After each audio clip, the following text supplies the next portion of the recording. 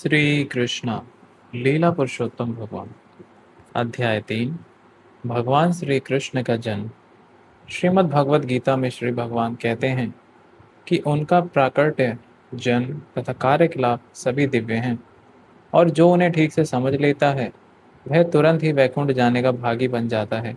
श्री भगवान का प्राकट्य या जन्म किसी सामान्य पुरुष का नहीं होता जिसे विगत कर्मों के आधार पर भौतिक शरीर धारण करने के लिए बाध्य होना पड़ता है। श्री भगवान के प्राकट्य की व्याख्या द्वितीय अध्याय में की गई है कि वे स्वेच्छा से प्रकट होते हैं। जब श्री भगवान के अवतार लेने का समय निकट आ गया तो नक्षत्रगण अत्यंत शुभ हो गए। रोहिणी नक्षत्र भी, जो फलित ज्योतिष के अनुसार शुभ माना जाता है, प्रबल था।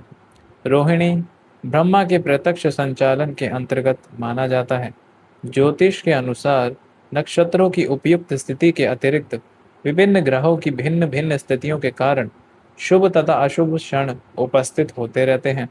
श्री कृष्ण के जन्म के समय सारे ग्रह स्वयं इस तरह स्थित हो गए कि सब कुछ शुभ बन गया।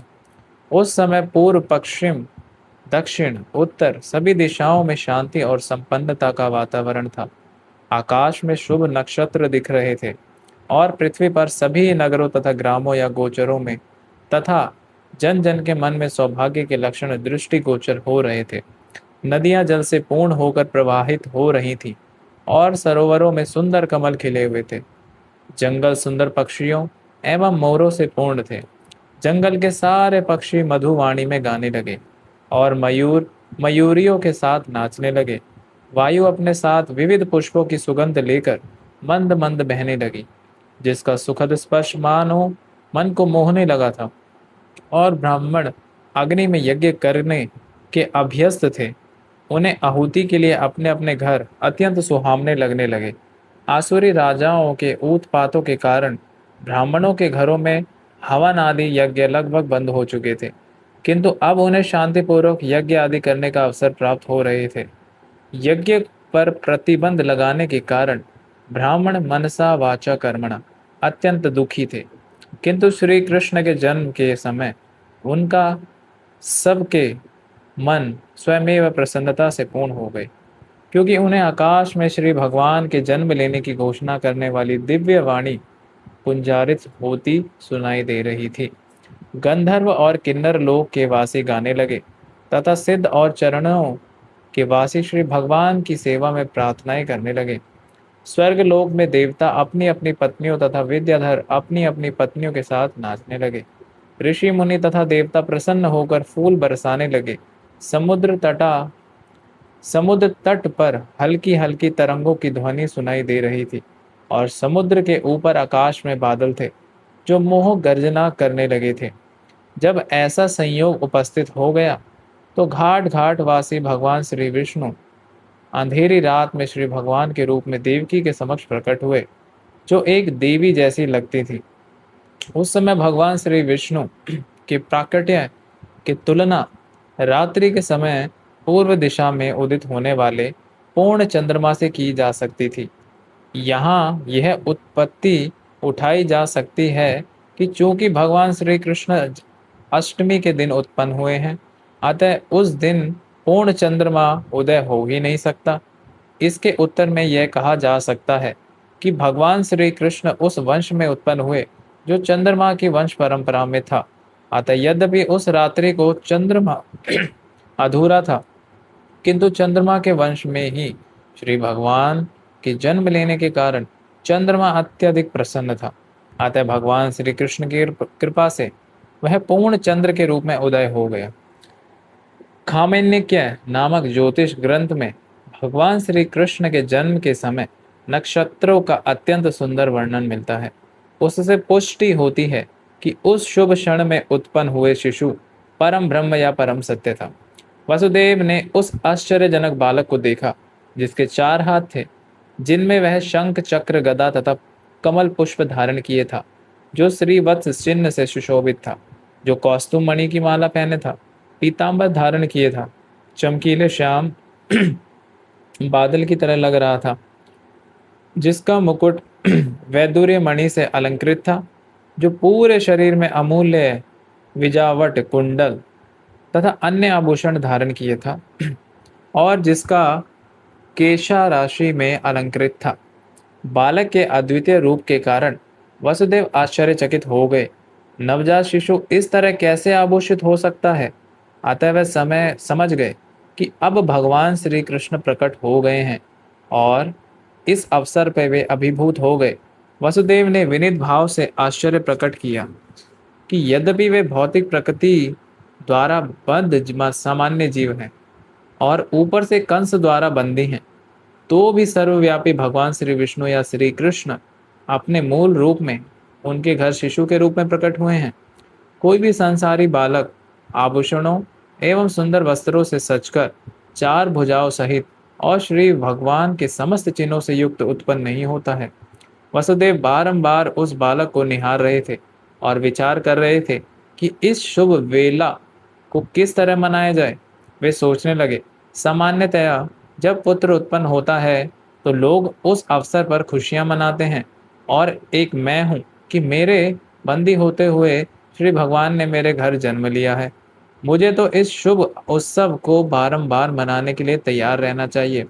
जब वसुदेव ने, जिनका दूसरा नाम अनक दुंदुभी है, अपने नवजात शिशु को देखा तो वे इतने प्रसन्न हुए कि उनमें ब्राह्मण को कई हजार गौएं दान में की इच्छा प्रकट हुई। वैदिक प्रणाली के अनुसार जब भी क्षत्रिय राज महल में कोई शुभ उत्सव मनाया जाता है तो राजा प्रसन्नता के कारण अनेक वस्तुएं दान में देता है। ब्राह्मणों तथा क्षत्रियों को स्वर्ण भूषणों से मंडित गायें दी जाती हैं। वसुदेव श्री कृष्ण के आविर्भाव के उपलक्ष्य में एक दानोत्सव मनाना चाह रहे थे, किंतु कंस के बंदी गृह में बंद होने के कारण ऐसा करना दुष्कर था। अतः उन्होंने मन ही मन ब्राह्मणों को हजारों गाय दान में दी। जब वसुदेव को विश्वास हो गया कि नवजात शिशु साक्षात श्री भगवान हैं, तो वे झुककर दोनों हाथ जोड़कर उनकी स्तुति करने लगे। उस समय वसुदेव दिव्य स्थिति में थे, जिससे कंस ने उत्पन्न उनका सारा भय जाता रहा। जिस कमरे में नवजात शिशु उत्पन्न हुआ था वह उनके तेज से दौदीप्यमान था। जब वसुदेव ने प्रार्थना करनी प्रारंभ की, हे श्री भगवान, मैं जानता हूं कि आप कौन हैं। आप समस्त जीवों के परमात्मा तथा परम सत्य श्री भगवान हैं। आप अपने ही शाश्वत रूप में प्रकट हुए हैं, जिनका हम प्रत्यक्ष अवलोकन कर रहे हैं। मैं जानता हूं कि आप मुझे कंस के भय से मुक्त करने के लिए प्रकट हुए हैं। आप इस भौतिक जगत से संबंधित नहीं हैं। आप वही पुरुष हैं जिनकी भौतिक प्रकृति पर चितवन मात्र से यह दृश्य जगत उत्पन्न होता है। कोई यह तर्क कर सकता है कि आपकी चितवन मात्र से समस्त दृश्य जगत की उत्पत्ति करने वाले भगवान श्री वसुदेव की पत्नी देवकी के घर में आ ही नहीं सकते? इस तर्क का अच्छेद करने के लिए वसुदेव ने कहा, हे प्रभु, इसमें आश्चर्य नहीं कि आप देवकी के गर्भ में प्रकट हुए हैं, क्योंकि सृष्टि की रचना भी इसी प्रकार हुई थी। आप महाविष्णु के रूप में कारणव में शयन कर रहे थे और आपकी श्वास प्रक्रिया से अनेक ब्रह्मांडों की उत्पत्ति हो गई थी। फिर आप प्रत्येक ब्रह्मांड में गर्भोदक्षाई विष्णु के रूप में प्रविष्ट हुए। फिर आपने शिरोदक्षाई विष्णु के रूप में अपना विस्तार किया और आप हर प्राणी के हृदय में अणु के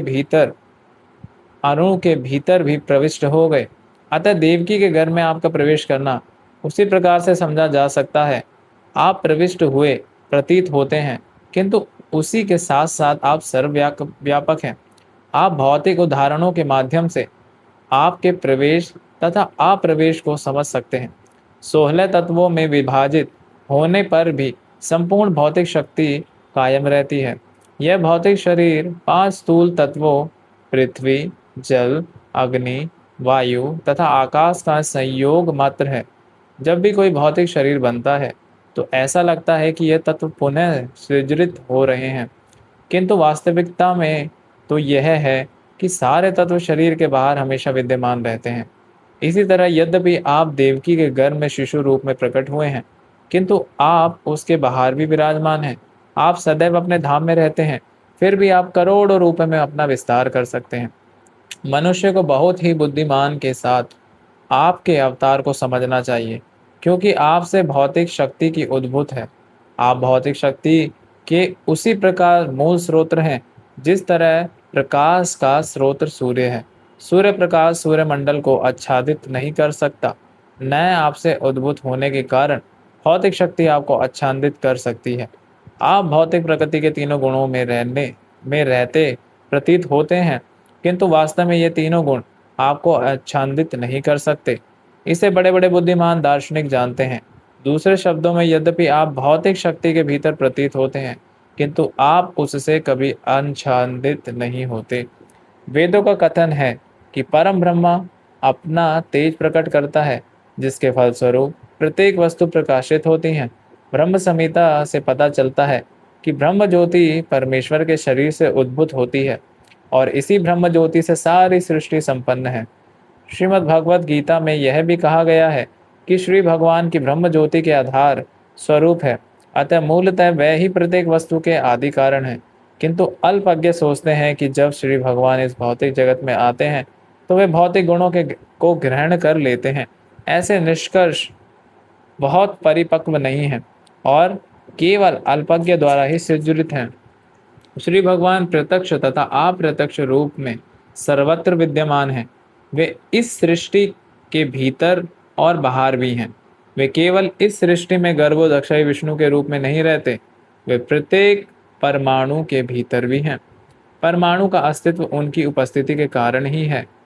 उनसे कुछ भी विलग्न नहीं किया जा सकता। वैदिक सिद्धांत के अनुसार हमें परमात्मा अर्थात प्रत्येक वस्तु के मूल कारण की खोज करनी चाहिए, क्योंकि परमात्मा से पृथक कुछ भी नहीं है। अतः भौतिक सृष्टि उनकी शक्ति का ही रूपांतर है। जड़ पदार्थ तथा जीवित शक्ति आत्मा भी उन्हीं से उद्भूत है। जो मूर्ख लोग हैं वही इसके निष्कर्ष पर पहुंच नहीं पाते। जब परमेश्वर प्रकट होते हैं तो वे पदार्थ की परिस्थितियों को स्वीकार करते हैं। यदि प्रत्यक्ष रूप में वे भौतिक शरीर ग्रहण करते हैं तो भी वे भौतिक परिस्थितियों के अधीन नहीं रहते। अतः श्री कृष्ण अवतरित हुए हैं और उन्होंने श्री भगवान के प्रकट तथा अप्रकट होने के समस्त दोषपूर्ण निष्कर्षों को ध्वस्त कर दिया है। हे स्वामी, आपका अवतार स्थिति तथा तिरोधान सारे भौतिक गुणों के प्रभाव से परे है। चूंकि आप प्रत्येक वस्तु के नियामक तथा परम ब्रह्म हैं, अतः आप में कुछ भी अकल्पनीय या विरोधामूलक नहीं है। जैसा आपने कहा है, प्रकृति आपकी अध्यक्षता में उसी तरह कार्य करती है जिस तरह कोई सरकारी अधिकारी मुख्य कार्यकारी के आदेश पर काम करता है। अधीनस्थ कार्यालय कार्यकलापों का आप पर कोई प्रभाव नहीं पड़ता, क्योंकि आप परम ब्रह्म हैं तथा सारे नियम आप में अवस्थित हैं और प्रकृति के सारे कार्यकलाप आपके द्वारा ही संचालित होते हैं। अतः इनमें से कोई कार्यकलाप आप पर प्रभाव नहीं डालता। आप शुक्लम कहलाते हैं। शुक्लम अर्थात धवल परम सत्य का प्रतीकात्मक निरूपण है, क्योंकि भौतिक गुणों से यह अप्रभावित रहता है। ब्रह्मा जी रक्त अथवा लाल कहलाते हैं, क्योंकि सृजन के लिए वे रजोगुण का प्रतिनिधित्व करते हैं। तमस भगवान शिव जी को सुप्रद किया है, क्योंकि वे संपूर्ण सृष्टि का संहार करते हैं। इस दृश्य जगत का सृजन, संहार तथा पालन आपकी शक्तियों द्वारा संपन्न होता है, तो भी आप इन गुणों से अप्रभावित रहते हैं। जैसा कि वेदों द्वारा पुष्ट किया गया है, हरेर निर्गुणा साक्षात, श्री भगवान सदैव ही समस्त भौतिक गुणों से मुक्त होते हैं। यह भी कहा जाता है कि परमेश्वर में रजो तथा तमोगुण का अभाव रहता है। हे प्रभु, आप परम नियंता श्री भगवान तथा इस दृश्य जगत की व्यवस्था को बनाए रखने वाले हैं। आप परम नियंता होते हुए भी कृपा करके मेरे घर में अवतरित हुए हैं। आपके अवतार का कारण संसार के उन आसुरी शासकों अनुयायियों का वध करना है जो राजकुमारों के वेश में रहते हुए वास्तुतः असुर हैं। मुझे विश्वास है कि आप उन सबों को उनके अनुयायियों तथा सैनिकों समेत मार डालेंगे। मुझे विदित है कि आप दुष्ट कंस तथा उसके अनुयायियों का वध करने के लिए अवतरित हुए हैं, किंतु यह जानकर कि आप उसे तथा उसके अनुयायियों का वध करने के लिए अवतरित होंगे, उसने आपको कई अंग्रेजों को मार डाला है। अब वह केवल आपके जन्म की प्रतीक्षा में है। जैसे ही वह इसे सुनेगा, वह आपको मारने के लिए भी सभी प्रकार से अस्त्र शस्त्र लेकर उपस्थित होगा। वसुदेव की इस प्रार्थना के बाद श्री कृष्ण की माता देवकी ने भी प्रार्थना की। वे अपने भाई के अत्याचारों से अत्यंत भयभीत थी। देवकी ने कहा, हे प्रभु, वैदिक साहित्य में आपके अनेक शाश्वत अवतारों का मूल अवतारों के तौर पर वर्णन हुआ है, यथा नारायण, राम, हयग्रीव, वराह, नरसिम्हा, वामन, बलदेव तथा विष्णु से उद्भूत ऐसे लाखों अवतार हैं। आप मूल अवतार हैं, क्योंकि आपके अवतारों के सभी रूप इस भौतिक सृष्टि से बाहर हैं। आपका स्वरूप इस दृश्य जगत की उत्पत्ति के पहले से उपस्थित था। आपके स्वरूप शाश्वत तथा सर्वव्यापी है। वे स्वयं तेजमय हैं, अपरिवर्तनीय तथा भौतिक गुणों से अकलुषित हैं। ऐसे शाश्वत रूप नित्य, ज्ञानमय तथा आनंदमय हैं। वे सभी दिव्य, सात्विकता से पूर्ण तथा विभिन्न लीलाओं में सदैव निरत रहने वाले हैं। आपका कोई एक ही विशेष रूप नहीं होता, ऐसे अनेक दिव्य रूप स्वतंत्र हैं। मैं जानती हूँ कि आप परमेश्वर श्री विष्णु हैं। लाखों वर्षों बाद जब ब्रह्मा के जीवन का अंत होता है तो दृश्य जगत का विलय हो जाता है। उस समय पृथ्वी, जल, अग्नि, वायु तथा आकाश, ये पांच महत्त्व में प्रवेश कर जाते हैं। यह महत्त्व पुनः कलावश अप्रकट समग्र भौतिक शक्ति में प्रवेश करता है। समग्र भौतिक शक्ति प्रधान में और प्रधान आप में प्रवेश करता है। अतः संपूर्ण दृश्य जगत के संहार के पश्चात केवल आपका दिव्य नाम, रूप, गुण तथा सजा समान ही शेष रहते हैं। हे प्रभु, मैं आपको सादर नमस्कार करती हूँ, क्योंकि आप अव्यक्त समग्र शक्ति के निर्देशक और भौतिक प्रकृति के परम आधार हैं। हे स्वामी, सारा दृश्य जगत वर्ष के अथ से इति तक कलानाधि है। सभी आपके निर्देशन में कार्य करते हैं। आप हर वस्तु के मूल निर्देशक तथा समस्त प्रबल शक्तियों के आधार हैं।